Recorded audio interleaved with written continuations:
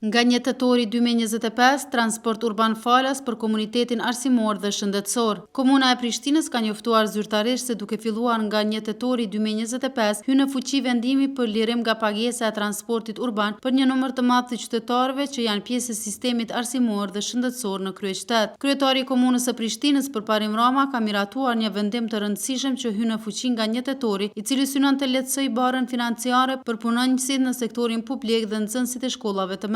Sipas vendimit të nënshkruar me 24 shtator 2025, nga kjo datë lirohen nga pagesa për përdorimin e transportit urban këto kategori: stafi shëndetësor dhe stafi administrativ, teknik dhe mbështetës i të gjitha institucioneve shëndetësore të kryeqytetit, stafi mësimor dhe stafi administrativ, teknik dhe mbështetës i të gjitha institucioneve arsimore të kryeqytetit, përfshir institucionet parashkollore, arsimin fillor të mesëm dhe të ulët dhe arsimin e mesëm të lartë, institucionet vartëse të Komunës së Prishtinës në të gjitha nivelet, të gjithë nxënësit e shkollave të mesme të kryeqytetit dhe të gjithë nxënësit e Komunës së Prishtinës. Vendimi do të zbatohet nga ndërmarrja publike trafiku urban, e cila do të jetë përgjegjëse për realizimin e kësaj mase lehtësuese. Ky vendim është pjesë e përpjekjeve të komunës për të përkrahur komunitetin arsimor dhe shëndetësor dhe për të nxitur përdorimin e transportit publik, duke kontribuar njëkohësisht në reduktimin e ndotjes së ajrit dhe të ngarkesës në trafik. Komuna fton të gjitha kategoritë përfituese që të përgatiten për këtë ndryshim dhe të informohen për procedura teknike të identifikimit për shfrytëzimin e këtij shërbimi falas.